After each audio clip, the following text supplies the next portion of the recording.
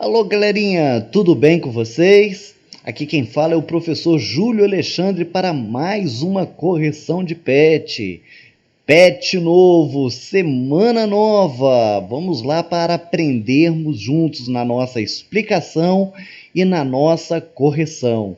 Mas antes, você já se inscreveu no nosso canal? Você já compartilhou com os amigos? Então não perde tempo. Olha, eu gasto um tempão para editar, para colar, para preparar o vídeo. Agora você, para se inscrever, você não precisa nem de um minuto. Vai lá no botão de inscrever, dá um clique, se torne um inscrito. Aperta o sininho para você não perder as novidades. Assim, sempre que surgir uma correção, uma explicação, você vai ser informado. E ajuda também seus colegas, né? Sexto, sétimo, oitavo, nono, língua portuguesa, ensino religioso, tudo isso nós temos no nosso canal. Fala com seus colegas, tem um tio lá que está ajudando.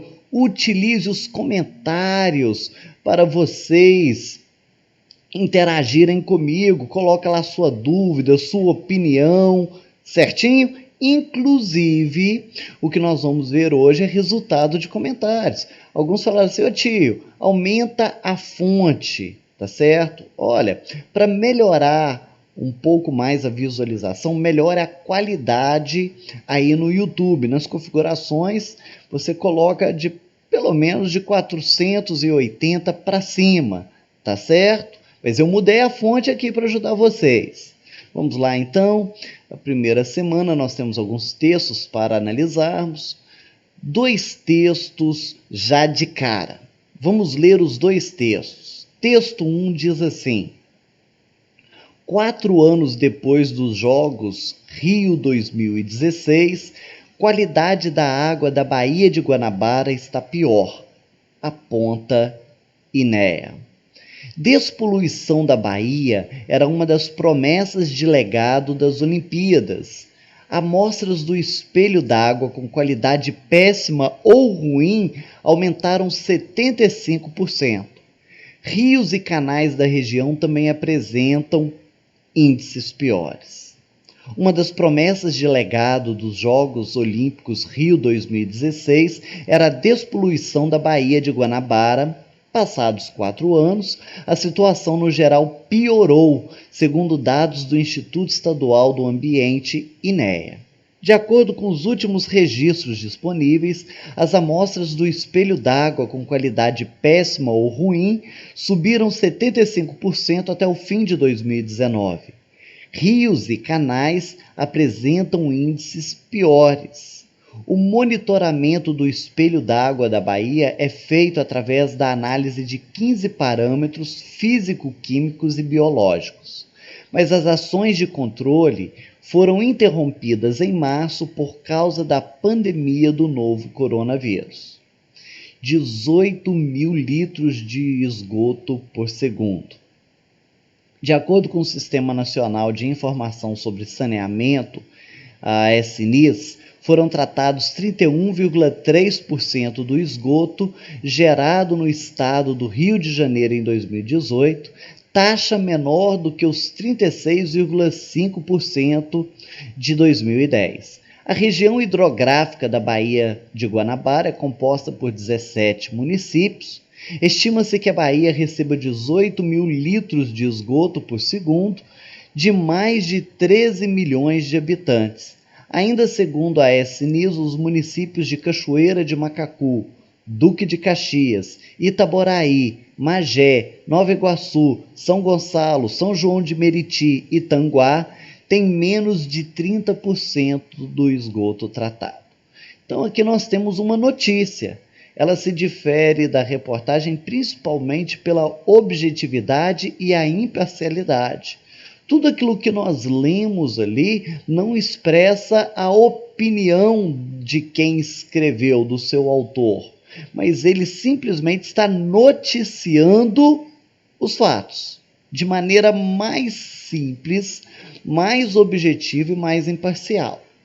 O texto de número 2 diz assim: poluição por lixo doméstico na Baía de Guanabara cresce durante isolamento social, diz INEA. Biólogo alerta para o grande volume de esgoto que segue sendo jogado nos rios que desaguam na Bahia. Oceanógrafo da URJ alerta que este problema pode colaborar para a ocorrência de mais enchentes. O Instituto Nacional do Ambiente, INEA, registrou um aumento significativo no recolhimento de lixo flutuante e plantas na Baía de Guanabara durante o período de isolamento social. No período entre os dias 12 de março e 11 de maio deste ano, foram retiradas 170 toneladas de detritos. Ou melhor, me desculpem, foram recolhidas 350 toneladas de detritos. No mesmo período do ano passado, foram retiradas 170 toneladas das águas. De acordo com o órgão estadual, o aumento no volume se deu por causa do maior índice pluviométrico este ano e pelo aumento da produção de lixo durante o período de isolamento social. Ainda segundo o INEA, os resíduos seguem para as redes de águas pluviais e desembocam nos rios, onde são barrados pelas ecobarreiras. Atualmente, de acordo com o órgão, existem 17 ecobarreiras em funcionamento para evitar que o lixo se propague pela Baía de Guanabara. Moscatelli sobrevoa a região com frequência com o projeto Olho Verde, que acompanha a situação ambiental em alguns dos principais pontos do Rio e destacou que o problema também acontece de forma semelhante no sistema lagunar de Jacarepaguá, na zona oeste do Rio. As imagens que ilustram esta reportagem foram cedidas pelo projeto e foram tiradas no dia 22 de maio. É claro que nós não temos aqui as ilustrações, temos apenas o texto, conforme estava lá no PET. Vamos então às nossas perguntas e respostas, vamos estudar um pouquinho esses dois textos. Pergunta de número 1. De acordo com o texto 1, o que causou a piora na qualidade da água na Baía de Guanabara?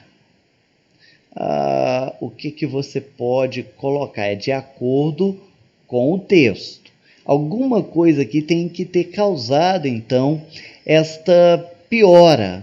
Aonde nós achamos aqui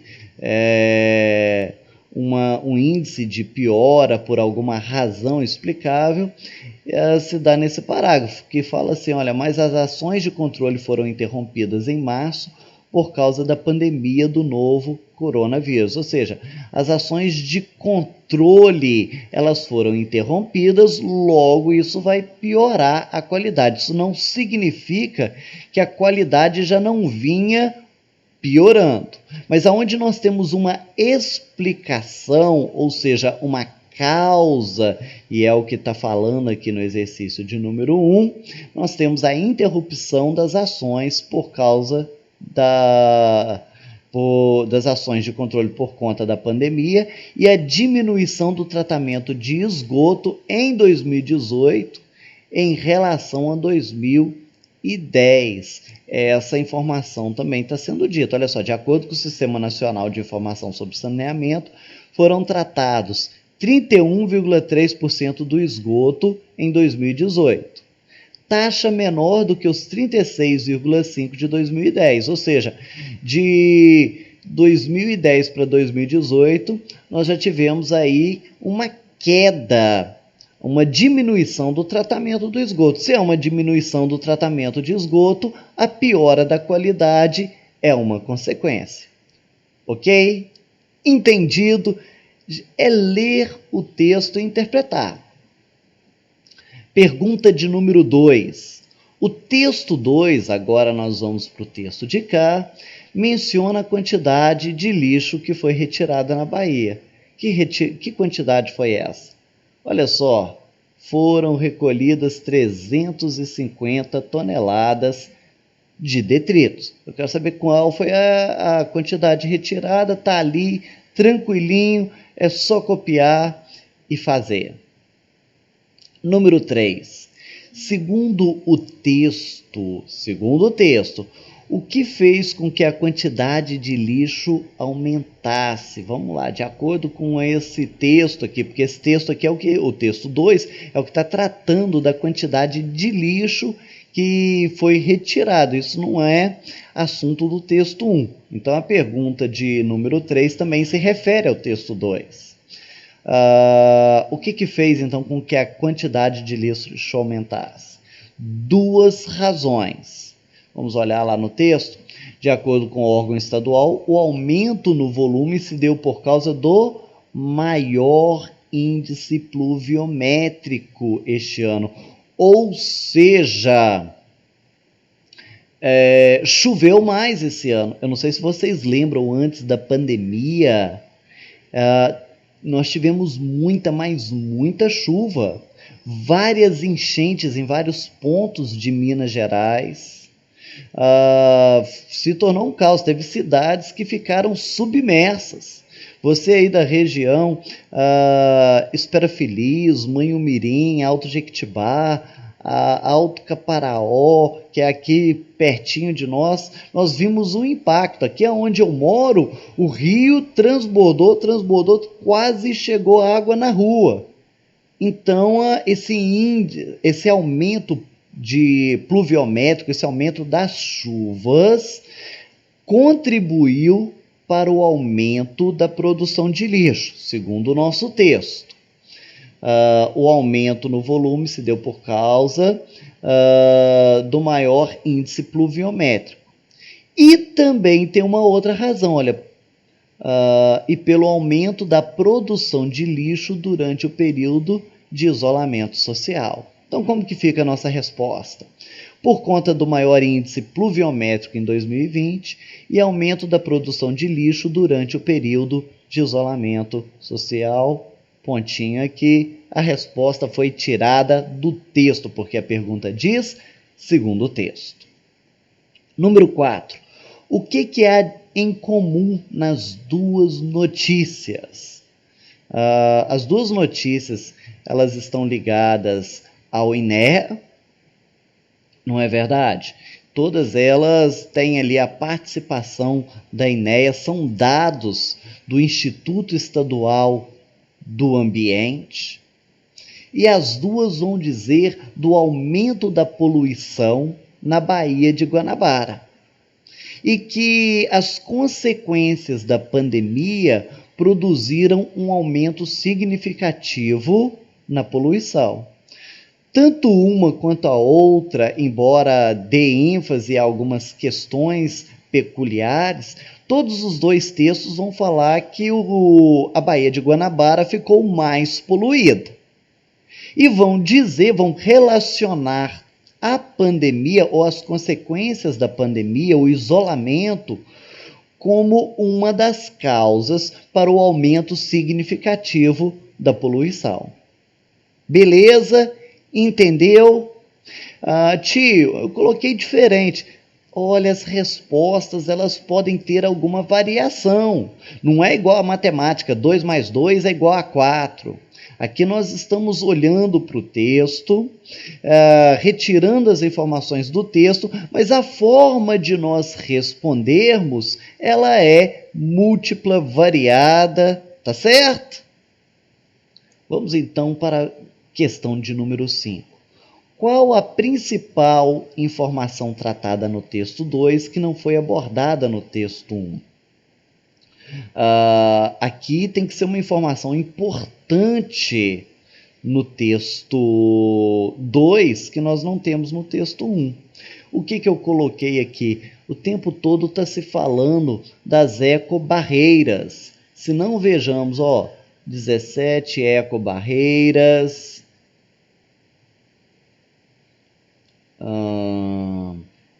Pelas ecobarreiras.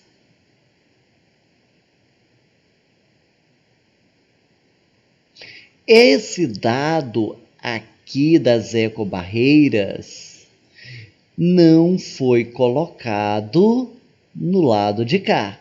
Então, qual foi a informação que eu coloquei que há no texto 2, mas que não há no texto 1? a existência de ecobarreiras para evitar a propagação do lixo na Bahia. Beleza? Vamos continuar? Nós temos aqui um texto que, na verdade, é uma lei. É a Lei 12.933, de 26 de dezembro de 2013. Algumas características. A lei ela é dividida em artigos. Olha lá, artigo 1º. Na verdade, aqui nós temos apenas o artigo 1º. E dentro do artigo 1º nós podemos ter uma subdivisão em parágrafos. Esse símbolo aqui representa parágrafos. Poderia ser parágrafo único e pode ser, como nós temos aqui, vários parágrafos. Parágrafo 1º, 2º, 3º, 4º e aqui até o 11º parágrafo. Tá certo? Nós temos aqui o número da lei, a data da lei, uma apresentação de quem sanciona a lei, e o texto está falando propriamente sobre a questão das carteirinhas de estudante, ou melhor do que isso, do direito aos estudantes de pagarem a meia entrada. Então, no artigo 1, nós vamos ter ali uma descrição.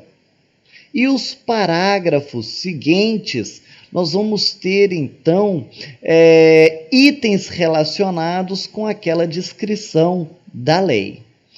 Por exemplo, no artigo 1º nós temos: é assegurado aos estudantes o acesso a salas de cinema, cineclubes, teatros, espetáculos musicais e circenses e eventos educativos, esportivos, de lazer e de entretenimento em todo o território nacional, promovidos por quaisquer entidades e realizado em estabelecimentos públicos ou particulares, mediante pagamento da metade do preço do ingresso efetivamente cobrado do público em geral. Tudo que vier agora nos parágrafos vai estar relacionado com esse artigo 1º, tá certo? É como se fossem algumas explicações para já atender várias possibilidades, vários caminhos que poderiam se tomar em cima desse artigo 1º. Eu não vou ler todos os artigos, você pode ler aí em casa, é até bom para você ter uma informação a mais, afinal de contas você é estudante, isso interessa para você, beleza? Vamos lá, a primeira pergunta fala inclusive disso. Quem geralmente pesquisaria essa lei? E o que levaria uma pessoa a pesquisar essa lei? Aqui está geralmente. Não significa que não exista aí outros grupos, outras pessoas que teriam interesse em pesquisar essa lei. Mas geralmente, seria quem? Estudantes e pessoas interessadas em acessar, seja cinemas, cineclubes, teatros, espetáculos musicais e circenses, eventos educativos, esportivos, de lazer e entretenimento. E o que levaria uma pessoa a pesquisar essa lei? Eles pesquisariam em busca do desconto oferecido no ingresso. Eu quero ter mais informações, eu estou com vontade de ir no teatro e eu vejo que eu tenho a possibilidade de pagar só a metade do ingresso. Deixa eu olhar essa lei direitinho, deixa eu ver se eu me enquadro, se eu possuo os requisitos necessários, tá certo? Então, essa lei vai interessar estudantes, porque é uma lei voltada para estudantes, mas também para pessoas que poderiam acessar um ou mais destes lugares citados com desconto. Está aqui, então, a nossa resposta de número 1, ela já foi lida, agora foi explicada. Vamos para a pergunta de número 2. A que público se destina essa lei? Em primeiro lugar, essa lei ela é uma lei nacional. Então, essa lei se destina a todos os cidadãos brasileiros, o que se expressa no texto pela parte que diz: a Presidenta da República. Faço saber. E ali eu coloquei 3 pontos, eu não vou colocar isso tudo para vocês, mas ali a gente já vê que é uma lei federal, isso mostra que a lei é federal. Agora, a lei ela se destina mais especificamente a estudantes, deficientes e os acompanhantes dos deficientes, quando necessário, e também jovens de 15 a 29 anos de baixa renda comprovada. Tio, de onde que o senhor tirou isso? Vamos lá. A que público se destina a lei? Vamos voltar para o texto aqui. Olha, é assegurado aos estudantes. Então, a que público se destina? Estudantes. Vamos lá. O artigo 1º está falando que esse valor não se aplica a serviços adicionais. Olha, terão direito ao benefício. Olha aqui para quem que se aplica. Ó, os estudantes, mais uma vez falando. Vamos ver se fala mais alguma coisa aqui. Está só descrevendo os tipos de estudante, as categorias em que eles se encaixam. O parágrafo 3º foi vetado. Olha aqui, ó, a Associação Nacional de Pós-Graduandos também são estudantes. Tá? Só que descrevendo ou detalhando mais quem que se encaixa nesse grupo de estudantes que podem ser beneficiados. Aqui a importância de manter um documento comprobatório, seja carteirinha de estudante, qual é a data de validade dela. Olha aqui, ó, também farão jus ao benefício da meia entrada as pessoas com deficiência, inclusive seu acompanhante, mas é sempre, gente, não, quando necessário. Às vezes é um deficiente visual e ele necessita de alguém que o acompanhe. Às vezes é um cadeirante que precisa de alguém para empurrar a cadeira. Então tem direito ao desconto não somente o deficiente, mas aquele que está lá acompanhando ele no evento, quando essa companhia é necessária por conta da deficiência. Também farão jus ao benefício da meia entrada os jovens de 15 a 29 anos de idade de baixa renda. Beleza? Então, daqui é que nós tiramos a nossa resposta da pergunta de número 2. Pergunta 3. Na parte superior do texto, nós encontramos um número de lei e uma data.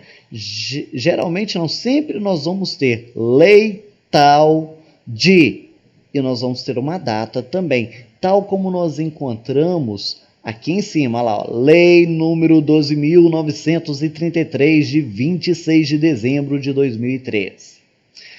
A pergunta é a seguinte: o que podemos perceber sobre essa lei a partir dessas informações? Só daquilo ali, gente. O que a gente pode perceber? Essas informações referem-se ao número de referência da lei e a sua data de criação. Não tem como a gente inventar mais coisa. É o que a gente pode falar acerca dessa parte superior, desse trechinho que nós lemos. Beleza? Vamos continuar. Pergunta de número 4. Essa lei é válida em todo o território nacional ou somente para algumas regiões? Justifique. Vamos lá no artigo 1º, que fala assim, olha só, é assegurado aos estudantes o acesso à sala de cinemas, cineclubes, teatros, espetáculos musicais, ciência, eventos educativos, esportivos, de lazer e entretenimento. Olha aqui, vou até mudar de cor para a gente não embolar muito, ó. Em todo o território nacional. Inclusive, isso pode servir de base para a pergunta de número 1. Quem ou melhor, pergunta de número 2, a que público se destina a lei? Se destina o quê? A todos os cidadãos brasileiros, que se expressa não somente nessa parte da lei que diz a presidenta da República, mas você pode até, para endossar a sua resposta, utilizar também o artigo 1º, quando diz em todo o território nacional. Mas isso aí, a gente já passou a número 1, estamos na número 4, vamos lá analisar a pergunta de número 4. Essa lei, então, é válida em todo o território nacional? Sim. Aqui nós estamos falando, em todo o território nacional. Justifique. Como que nós vamos justificar? Isso pode ser percebido logo no artigo 1º, que diz, coloca aqui, as reticências, a gente não vai copiar o trecho todo, a menos que você queira. Se você quiser copiar o trecho todo e destacar essa expressão em todo o território nacional, você pode. Agora, use esta expressão para você justificar. Beleza? Vamos para a pergunta de número 5. Qual o significado da palavra vetado nos parágrafos 3º e 7º dessa lei? Olha só, você vem aqui no parágrafo 3º, vetado. Você vem aqui no parágrafo 7º, vetado. Qual é o significado? Que o disposto originalmente nesses parágrafos não se aplicam mais dentro dessa lei. Ou seja, havia um parágrafo 3º, alguma descrição, mas aí depois de alguma conversa, na hora que o presidente ele vai avaliar, ele vai sancionar, ele pode fazer alguns vetos parciais. É aquilo que ele tira da lei. Não, isso daqui não vai encaixar não, esse parágrafo não se aplica. Então o que ele fez? Ele vetou, tá certo? Então a nossa resposta ela fica assim, de que o disposto originalmente nesses parágrafos, nem está mais aqui o que tinha sido colocado originalmente, mas eles não valem mais. Eles não se aplicam dentro dessa lei. Pergunta de número 6. Qual a importância dessa lei para os estudantes? Gente, desconto sempre é bom, né? Essa lei ela é importante para os estudantes porque são os principais beneficiados pela lei que garante aos mesmos descontos nos ingressos de vários estabelecimentos e eventos. Ô tio, pode colocar outra coisa? Pode. Olha como que a língua portuguesa, ela nos dá margem para outros tipos de resposta. Depende da interpretação que você vai fazer. Qual a importância dessa lei para os estudantes? Eu poderia entrar por uma outra área. Olha, essa lei é importante porque garante aos estudantes o acesso à cultura, ao aprendizado, possibilitando ao estudante também o acesso a esses lugares, ou seja, o estudante vai participar mais de teatros, do cinema, ele vai ter a oportunidade do seu enriquecimento cultural. Então essa lei é importante para os estudantes por conta das oportunidades de crescimento e de bagagem cultural. Tá vendo como que eu já mudei o foco da minha resposta? A pergunta é a mesma e eu parti por outro caminho.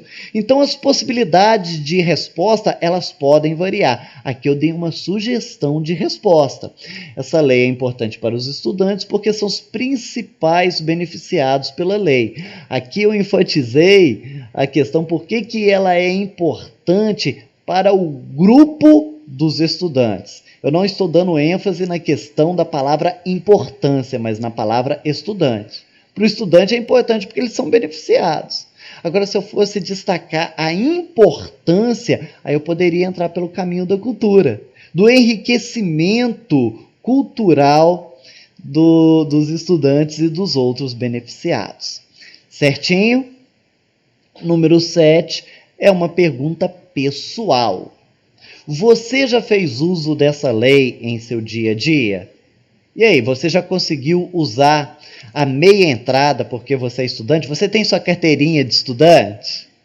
Aí você que vai responder. Eu já. Eu consegui o desconto na compra de ingressos, inclusive na época da Copa do Mundo. da Copa do Mundo, não, da Copa das Confederações que aconteceu no Brasil. Nós tivemos jogos lá no Mineirão. Eu fui em Belo Horizonte assistir um jogo do Brasil e o meu ingresso custou apenas a metade do preço.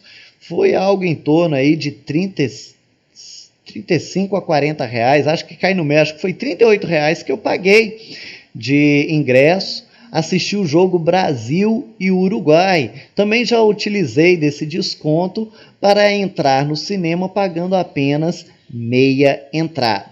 Agora a resposta é sua, porque é a sua experiência. Beleza, então? Acabamos mais uma explicação. Se ficou alguma dúvida, utilize os comentários e bons estudos!